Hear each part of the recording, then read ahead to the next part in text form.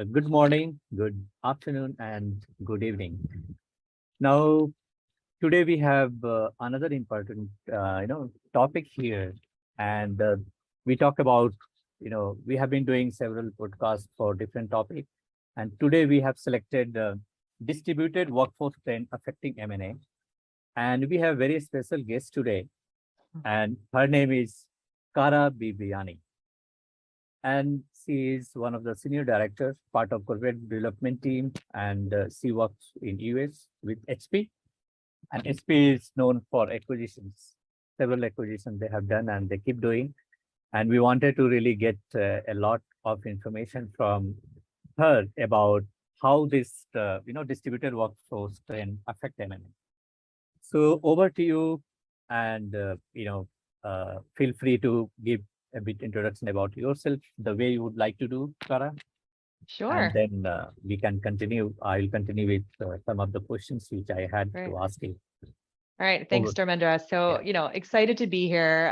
Again, I work for Hewlett Packard Enterprise. For those who don't know, HP, the legacy company split in 2015 into HP Inc. and HPE, which is where I work. And so we are rather acquisitive. It's been a very interesting time doing deals throughout the pandemic. And we thought that this topic of distributed workforces related to M&A would be an interesting one. And also just to ground folks who may not be familiar with that buzzword, distributed is just really the opposite of co-located, right? So it means working from many different locations, including your home, a satellite office, even a headquarter at this point, if folks are still going in. Okay. So good that, gave some background about, and in the past we have been always in office to do the deal, go and meet people face to face. And last, during COVID time, I think we meet people, but still we did couple of deals. We worked with our customers.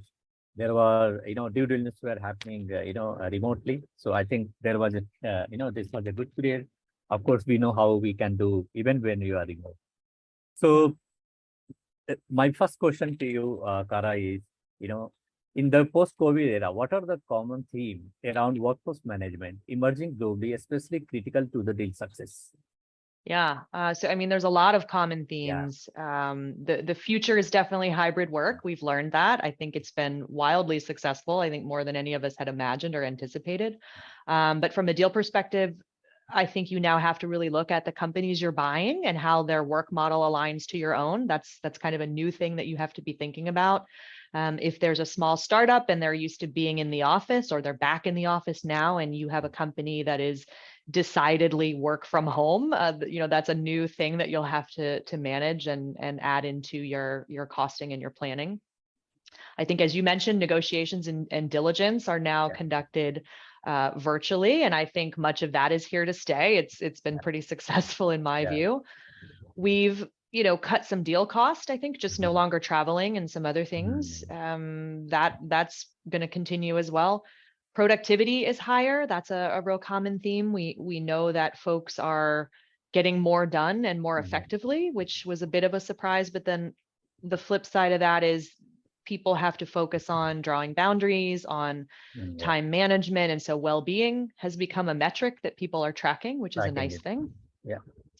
Benefits, I think, are shifting. A lot of the benefits and perks used to be centered around amenities at an office. And so, how do we rethink what benefits might be appealing to folks who are, in their home office behind a desk all day, looking at a computer?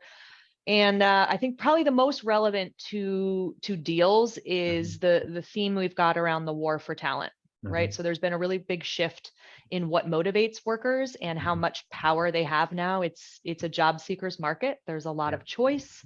And when there's more choice, there's more turnover, right? So we know it's always hard to retain acquired employees. And I would argue now it's even harder, because folks don't necessarily have to join your company anymore. They can go do whatever they want.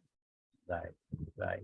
Yeah. So I think, and in one side, we are saving, cost, like even integration team, if you look at, they are very distributed. If everybody have to come to the same office for, even couple of weeks, it is very expensive and overall integration cost goes very high, right? That you can Yes. minimize by, having, virtual meetings, using Yes. Zoom and other, platform to talk to people. So I think I that is used to be on a bigger, plane all the time. all Yeah. the time. Yeah. So So, I have seen many times, companies spend a lot of money in traveling, meeting people during, due diligence or maybe day one planning. And now suddenly after, pre-COVID period, if you look at, we all used to go and meet, greet the newcomers, right? Whoever is joining, at least yes. for first few employees.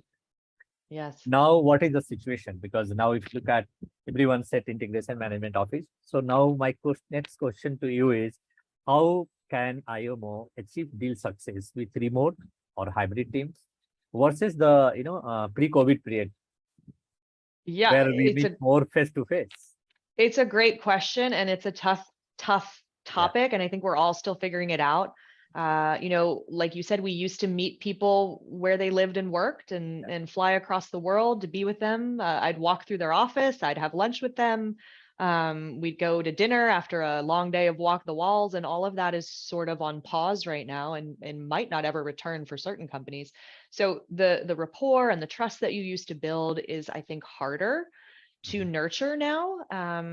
So you have to be really deliberate about it. I think the deal can feel a lot more transactional, Mhm. and you can lose quite a bit of the human element if you're not layering in ways to close those gaps. And so I think one of the easiest things you can do is really write down kind of the things that you are missing that used to add value. And for me, when I did that exercise, it was, I don't actually get to know these people Mhm. on a personal level that would have naturally organically happened, because I'm not in a car going to lunch with them as I would have been. Yeah, So you exactly. find ways to make up for that. So me personally, I would put one-on-ones on people's calendars, to kind of have that conversation that has nothing to do with work.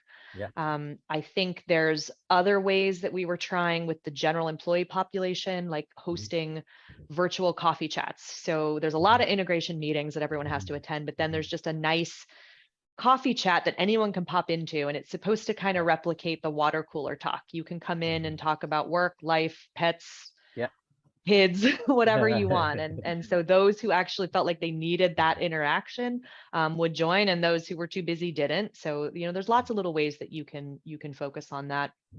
I think we also put more emphasis on buddy programs. We've always had these in our integrations, but I think it was even more important now, because it's always tough as a newly acquired employee to build your network. Just you're coming into a new organization, you don't know anybody, you don't know who's who in the zoo, and a buddy is always useful. But now, especially since we're all remote in different parts of the world, and you don't necessarily have an office to go into, you do need a buddy, someone who's been at the company for several years, to say, hey, if you've got a question here, I can connect you to this person. And so that was another way as well. Yeah, I think this, help you to really onboard those employees who are joining new organizations, right? I think Yeah. that is one aspect. The second is welcome. This is the best way to welcome them, right? Yes. Because generally, first few employee who joins may be part of integration team, right? You might have some guys who will be joining as a part of integration team or during day one closing. So I think welcoming them, engaging them might be, very beneficial for your integration team or Yes. IMO. Yeah. I've still not met in person the people I've worked with for the last 2 years on any 2 years. deal. So Yeah. it's Yeah. it's And a wild time. right. And still everything is working fine. Right. So that is good It's part. fine. I mean, we've gained some and lost Yeah. some, but yeah. Yeah.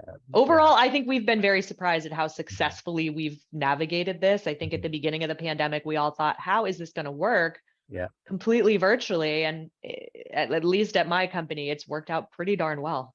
Yeah. Even for us, it works very well. Yeah. We are working as a team with our customer partners, and we never felt that, we are working with them for 3 years, 4 years, right? Yes. So some of the guys we thought we'll go, and suddenly this pandemic came, and we never, faced Right. them face to face. Still, every day we have a call, virtual meeting. I think that is solving those problems. We really don't have to be with the, them. So whenever there is a right opportunity, we try to go and meet those customers, welcome Yes. them, and they also welcome us because they have been working with us. They know us by name, but they never have seen us physically. So Yes. I think I see that everything is working fine. Now there is a big acceptance of remote work all over world. Okay, so I think there are some of the questions just connected to this, which I come to my Sure. mind. Like, if you have experienced any change in the deal volume due to distributed workforce. Yes. I think at the very beginning, we all saw a pause, the start of the pandemic, because nobody really knew. We were in very new territory. We Mhm. weren't sure what was going to happen. But I think within 6, 8 months, the floodgates kind of opened, and then we had, the highest ever M&A activity over a 12-month period. So that was unexpected and interesting. And I know I was extremely busy Mhm. last year with multiple deals, so our volume actually surged. Mhm. And like we were just talking about, we weren't certain about how successful we'd be. And then I think once we realized it was working pretty well, our transaction team hit the accelerator even more. Mhm. Um, but I think it's slowed down a bit, kind of like Mhm. the real estate market. Mhm. It's Yeah. backed off a little bit now, and it's more manageable. But we're back to just kind of the same old, same old. Like we're Mhm. assessing the same type of pipeline that we were interested in, and we're pursuing the same number of deals that we want to pursue. So for us, it's balanced out. Okay. So for you, yeah, so you are, so you mean to say that you are almost, just pre-pandemic period, It feels just very similar. normal to me now. Yeah, yeah. Yes, it Okay. it doesn't it doesn't feel unusual now. Certainly, there are Mhm. things under the surface that are Mhm. different, right? I think definitely the world has opened up a lot in terms Mhm. of who you can look at now, because you Mhm. don't physically have to be somewhere. I think it Yeah. opens a lot of opportunities that maybe weren't there before. But generally, our approach is still the Mhm. same, and the amount of deals that we're looking at are the Mhm. same, and the amount that we're pursuing is generally the same. Okay. So I think, since my most of my questions are related to distributed team because that is the topic. Yeah, So yeah, I have my another questions which come to my mind is, how these deal makers can harness the power of distributed workforce. yeah. So nowadays, So distributed workforce is common. So how these deal makers are leveraging them? yeah, I mean, I think one of the most important things you can do is teach them how to maximize remote work and all the opportunities. And I think you'll have more loyalty. I think if you show them that you respect their choice to go walk the dog in the middle of the day, or go catch a yoga class in the afternoon because they can get Mhm. online and in the evening. Yeah. I think that's good. I think there's so much flexibility now to balance work and life. Um, but I still think early career folks benefit greatly from being in the office and having some on the job mentorship and making connections. But Mhm. many people, and I think particularly those working on deals who have deep expertise over many years in the workforce, are really enjoying less rigid work hours. So to me, I think I would play toward all the upside. You can be anywhere. You can work across global time zones now in ways that we never could before. So Right. there's a lot of power in that. And again, like I said, to not have to get on a plane, to not have to travel, Yeah. that really frees up your capacity a lot. And Mhm. so in my experience, I was able to manage more deals at the same time just because I had more time generally, Mhm. Yeah. physically. Physically, Yeah. yeah. And also, Yeah. there is also opportunity to hire people around the world. You can go anywhere. So if you look at, your access to resources is quite, easier than earlier. But you can talk to anyone because when they have to come to office, you have to hire somebody who is locally available in the city, maybe in the same town. But with this, remote working, you can Yeah. hire anyone who is expert in particular subject, and he I can think come if and you're work for doing you. it right, yeah, Yeah, you can get the best talent regardless of where they're physically located, assuming that you can pay right. for it. Yeah, yeah. Of Because again, course, it's a war for talent. of So, course, of so yeah, course, of course. yeah, So, but what I meant to say that you can get the access. At least you can talk to somebody who is expert, and he is in some other country, and you are in some yes, other country. If you want to hire him, you can do that. So that way you you have can. access to talent pools around the world. So my next question is, Are any downside of distributed workforce which is affecting M&A deals, in your Certainly. opinion? Yeah, there are some obvious ones, I think, like the loss of connectedness and belonging. All the distractions, your dog, your baby, your Yeah, mother-in-law, yeah, whatever it is. I think it's been interesting what we've seen pop into people's screens over the last couple years. yeah. So, but it is more challenging to be focused, for sure. But then there's some other things that I think we won't really have a full grasp on for another year or two because we're still learning and experiencing it. So there's definitely this emerging conversation around monitoring technologies and tracking your computer usage. Yeah. That's interesting. Mhm. One big downside is we're not exactly sure what folks are doing or even where they're doing it from, and that has tax implications. Yeah. So that could be a downside. Mhm. There's also just a lot of geopolitical turmoil in the world, Mhm. unfortunately. And so we've seen supply chain issues, we've seen Mhm. war. So cross-border M&A, I think, is a Mhm. real interesting space right now and has a lot of challenges. Mhm. The more distributed your workforce and the more you move into new countries and regions in the world, you'll see that. Mhm. And so you need to have some considerations around it. Mhm. I think for us, we experienced how do you not only support Ukrainian workers and get them Yeah. the aid that they need during what was is still truly Mhm. a period of war, but how do you also shift that work somewhere else Mhm. in real time to make sure that business continues? So I think Right. business continuity plans in general should be Mhm. beefed up as we continue, and that's Mhm. definitely a downside is you have to be prepared for anything. Mhm.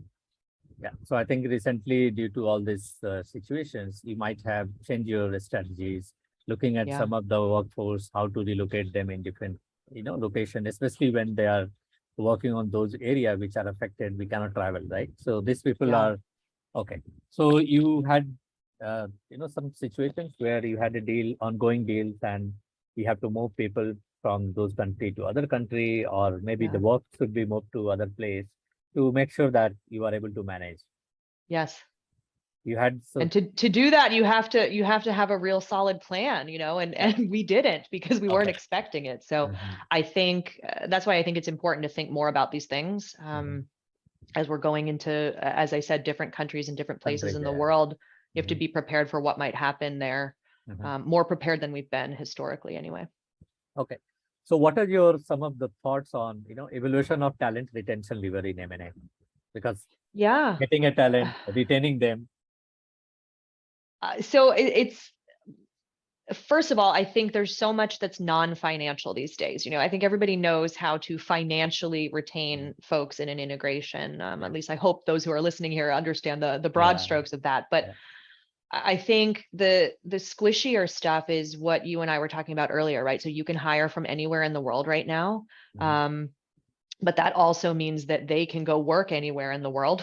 Mhm. So Yeah. you have to think about retention in a new way. I think also they really like the flexibility and Mhm. autonomy of hybrid work. But I think also employee satisfaction and wellness Mhm. generally have gone down because Mhm. many people don't really know how to navigate being home all the time and Mhm. technically available if you're not really careful. So Mhm.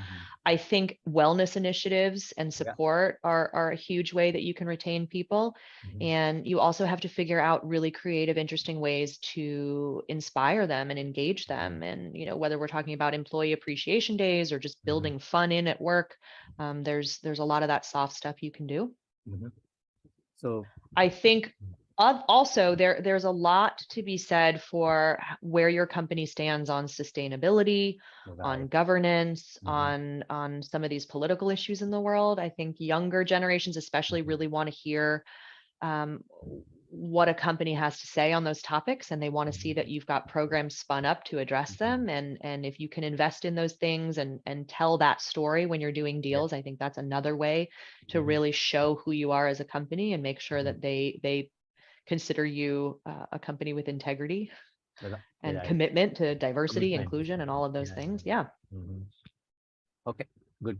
So I think this is some of things you are driving. I know many companies are trying to, define different strategies, not just monetary, but other things. Like you Yes. gave example of mental health. I know many large companies are running large program to, make sure that employees who are working at home, remote, they are taking care Yeah. for health policies. So I think lots of things are Local going on gym now. memberships Yeah, local and gym membership, meditation apps, and meditation app. there's Yeah. lots of things that folks have rolled out in the last couple years, which I think is great. I think it was a long time coming. Yeah. Unfortunately, it took a pandemic to get people to focus on this, but it's Right. very, very important. Right. Right. Okay, so my next question is also similar, but which a bit my focus is more on multi-generational workforce, how they add more dynamics to your deal success. Yeah. So somebody just told me the other day we've got 5 generations in the workforce at the same time for the first time ever, and that's fascinating in and of itself. But definitely different generations see things differently, right? I think younger generations are pretty happy with the work-life balance going Yeah. on right now. I've got a younger employee I work with who only lives in Airbnbs because he can work from anywhere and Yeah, go yeah, around yeah. and travel and experience, the United States. Yeah, And that's cool. You also mentioned folks can live in lower cost locations right now, and yeah, that's very yeah, true. yeah. You don't necessarily have to move to the Bay Area or New York City No. anymore to Mhm. get a good job, and so that's great. But then I think you've got, on the other hand, you've got some more seasoned generations who might be feeling like they've lost much of what they considered to be a normal work environment, right? Yeah, They were used to the way we were doing things for the last 30, 40 years, and right. it's all changed. So I think it's just about being mindful that Mhm. one size does not fit all for sure at Yeah, this point. yeah. And you have to really be thinking about the buckets of talent that you Mhm. have at your organization and what is important to them and how you can customize things to meet their needs.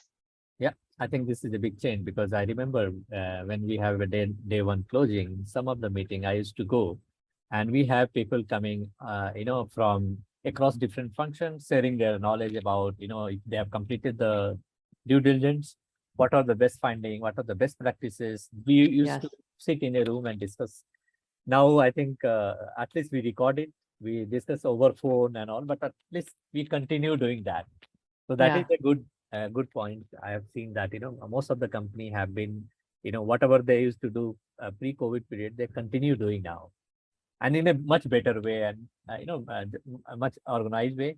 And this is helping, multi-generational people also, right?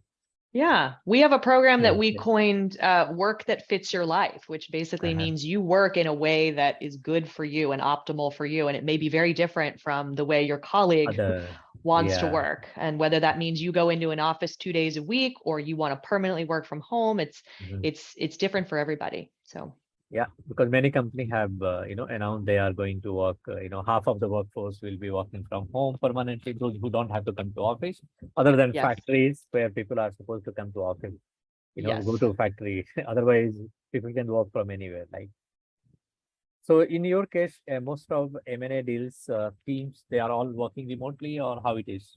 It's more distributed So team? yes, it's very distributed. So first of all, it's certainly global all over the world. And then, Yeah. we still have sites at Mhm. HPE. I know some companies have completely done away with it. We still have sites in certain places, and there are certain roles that are in the office as much as they want to be. And then there are certain roles that are designated as what we call edge, and they work from the edge, right? So they work from their home, Yeah, and they yeah. can go Mhm. they can go drop in the office if they wish to. So Mhm. it's a little bit of everything, and that's the essence of a distributed workforce, right? It looks different for every single person. Yeah. We've got a big mix right now. Yeah, yeah. Yeah, I think that is what I have seen almost each company around the world. We have similar kind of situations. So Yeah. company have kept it more open to imply the way they want to do. That they one only challenge for them is the productivity, getting things Yeah. done. Right. Are you in an office right now, or are you at home? Because I can't, your background, I can't tell. I don't know. Yeah. So that is a big change, right? You can be anywhere and you can work. I know Yeah. people, I have seen people, doing the important deal meeting like this, sitting somewhere in a hotel or in a, a cafe Yes. shop and doing this meeting. So Yes. these are the big, transformational change I can see which has happened recently. So my last question to you is, I know this is, we have a lot of questions around that, but I want to limit your time. So my last question to you is how can you help acquired company avoid employee burnout during a deal? Avoid burnout. Yeah. This is always hard, pandemic or no pandemic, right? Yeah, Because yeah, this is you've got typically a smaller company than your own company that you're acquiring, not always, but typically. And so they're doing their full-time jobs and they're doing them really well. That's why you bought them yeah, in most yeah. cases. Mhm. So you don't want to disrupt them, but there are necessary things that they have to do in order to integrate. And, whether it's, from due diligence to town halls about the integration, all the way through actually integrating your processes and tools, that we demand a lot of them. And so I think burnout has become a more hot topic in the last couple years. And I think some of the things that we've always done on deals are still really relevant. You have to make sure that you bundle meeting topics as much as possible. And you're looking at, if you've got only 2 or 3 people at that acquired company who are the ones that kind of hold the keys to the kingdom, you are Right. mindful that you can't just take up their entire calendar. And Mhm. no meeting Fridays. That's a big trend lately. Okay. You kind of mandate that, and then that is very helpful to give people kind of Yeah. a rest and a day to just get work done versus be in meetings. But I think probably the most important and simplest thing to do is just have an open dialogue of, Okay. how are you all managing? Is there anything that we can do to free up some of your capacity? Mhm. Just keep the conversation flowing.